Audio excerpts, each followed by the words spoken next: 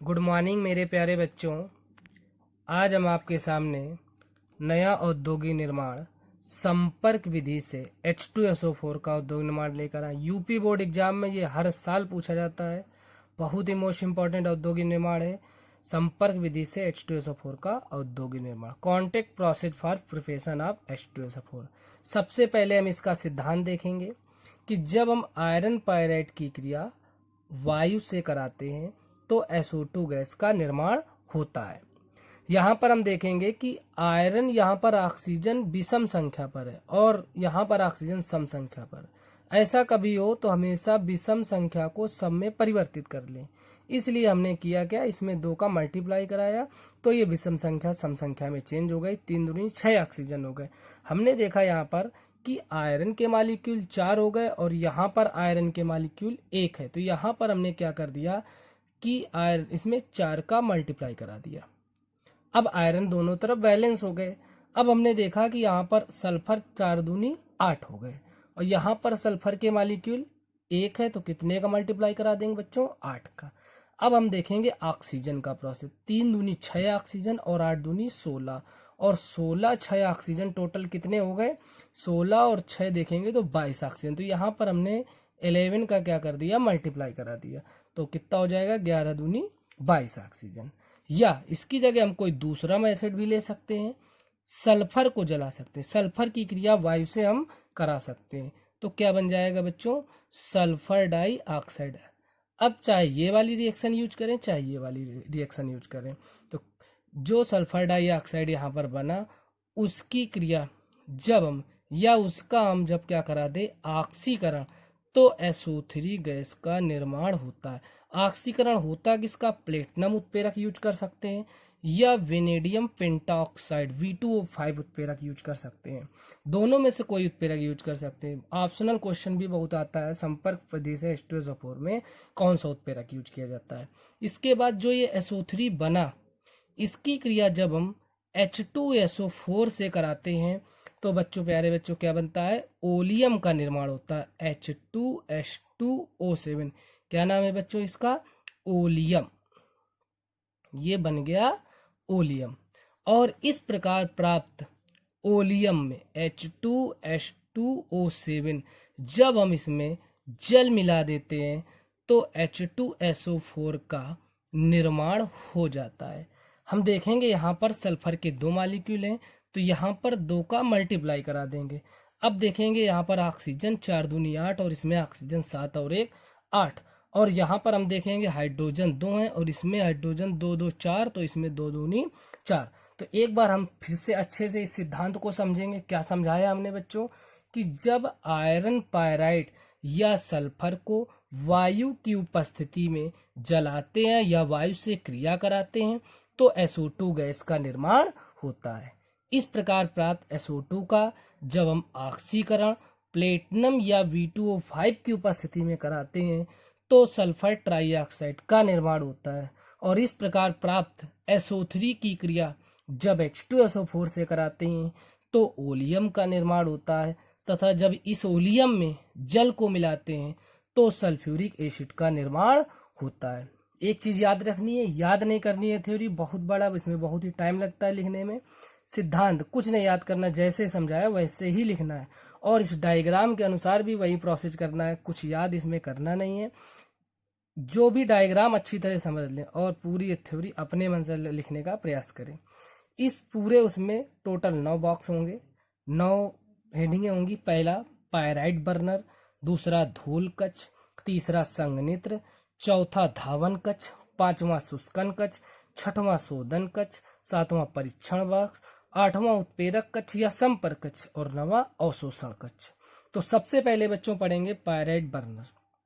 इस बर्नर में क्या होता है, जब आयरन पायराइड या सल्फर को वायु की उपस्थिति में इसमें क्या करते, जलाते हैं तो SO2 गैस का निर्माण होता है।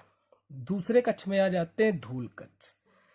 इस कक्ष में क्या होता है, ऊपर से भाप गिरती है और जब SO2 गैस इस कक्ष में आती है तो उसमें उपस्थित धूल के जो कण होते हैं नीचे बैठ जाते हैं। फिर आते हैं संघनित्र। धूल कक्ष से जो SO2 गैस आती है वह बहुत गर्म होती है, जिसे संघनित्र की सहायता से ठंडा कर लेते हैं। फिर आते हैं धावन कक्ष। इस कक्ष में ये झावा पत्थर भरे होते हैं।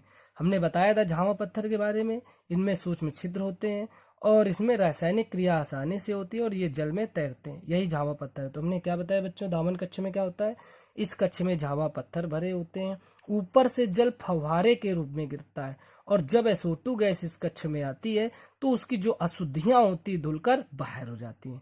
फिर आते हैं शुष्कन कक्ष। इस कक्ष में भी झावा पत्थर भरे होते हैं, ऊपर से सांद्र H2SO4 गिरता है। जब SO2 गैस इस कक्ष में आती है तो जब इसको धोएंगे तो नमी युक्त होगी, तो जब SO2 गैस इस कक्ष में आती है तो वो नमी युक्त होती है, H2SO4 इसकी नमी को शोषित कर लेता है। फिर आते हैं शोधन कक्ष।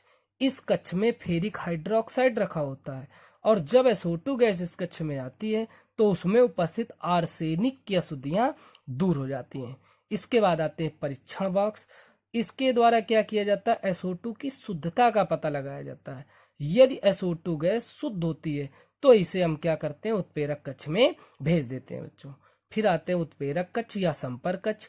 इस कक्ष में उत्प्रेरक प्लेटिनम या B2O5 उपस्थित होता है और जब शुद्ध SO2 गैस इस कक्ष में आती है तो वह ऑक्सीकृत होकर SO3 में परिवर्तित हो जाती है। फिर इसके बाद लास्ट में आते हैं अवशोषण कक्ष।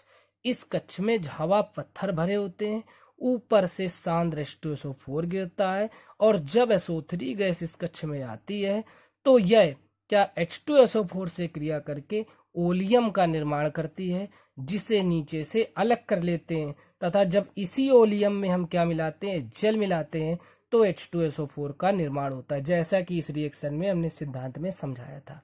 एक बार और विधि इसको अच्छी तरह समझ ले। हमने बताया टोटल इसमें 9 बॉक्स होंगे, 9 हेंडियाँ होंगी और ये याद नहीं करना है, 1.5-2 पेज का है, बिल्कुल समझें और अपने मन से लिखने का प्रयास करें। पहली हमने बताई थी पायराइड बर्नर। हमने बताया इस बर्नर में आयरन पायराइड या सल्फर को वायु की उपस्थिति में जलाते हैं तो SO2 गैस का निर्माण होता है। दूसरा हमने बताया था धूल कक्ष। इस कक्ष में ऊपर से भाप गिरती है, जब SO2 गैस इस कक्ष में जाती है तो उसमें उपस्थित धूल के कण नीचे बैठ जाते हैं। फिर तीसरा हमने कक्ष समझाया था संघनित्र। इसमें क्या बताया था, धूल कक्ष से जो SO2 गैस आती है वह बहुत गर्म होती है, संघनित्र की सहायता से इसे ठंडा कर लेते हैं। फिर आते हैं धावन कक्ष। इस कक्ष में हमने बताया झावा पत्थर भरे होते हैं, ऊपर से जल फव्वारे के रूप में गिरता है और जब SO2 गैस इस कक्ष में आती है तो उसकी जो हमने बताया शुद्धियां होती धुलकर बाहर हो जाती हैं। फिर आते हैं शुष्कन कक्ष। इस कक्ष में भी झावा पत्थर भरे होते हैं, ऊपर से सांद्र H2SO4 गिरता है और जब SO2 गैस इस कक्ष में आती है तो उसकी जो ये नमी होती है वो क्या करता है, H2SO4 इसकी शोषित कर लेता है। फिर आते हैं शोधन कक्ष। इसमें क्या होता है, फेरिक हाइड्रोक्साइड रखा होता है और जब SO2 गैस इस कक्ष में आती है तो उसमें उपस्थित आर्सेनिक की अशुद्धियां दूर हो जाती हैं। फिर आते हैं परीक्षण बॉक्स। हमने बताया इस कक्ष में SO2 की शुद्धता का पता लगाया जाता है। जब SO2 गैस इस कक्ष में जाती है तो वो शुद्ध हो जाती है। फिर आते हैं तो यदि वो शुद्ध होती है तो उसे उत्प्रेरक कक्ष में भेज देते हैं। फिर आते उत्प्रेरक कक्ष या संपर्क कक्ष। इस कक्ष में उत्प्रेरक प्लेटिनम या B2O5 उपस्थित होता है और जब SO2 गैस इस कक्ष में जाती है तो वो ऑक्सीकृत होकर SO3 में परिवर्तित हो जाती है। फिर आते हैं लास्ट में अवशोषण कक्ष। इस कक्ष में झावा पत्थर भरे होते हैं, ऊपर से सांद्र H2SO4 गिरता है और जब SO2 गैस इस कक्ष में SO3, क्योंकि SO2 SO3 में परिवर्तित हो गई थी, तो SO3 गैस जब इस कक्ष में आती है तो ये H2SO4 से क्रिया करके ओलियम का निर्माण करती है, जिसे नीचे से अलग कर लेते हैं तथा बाद में जब इसी ओलियम में जल मिलाते हैं तो H2SO4 का निर्माण होता है।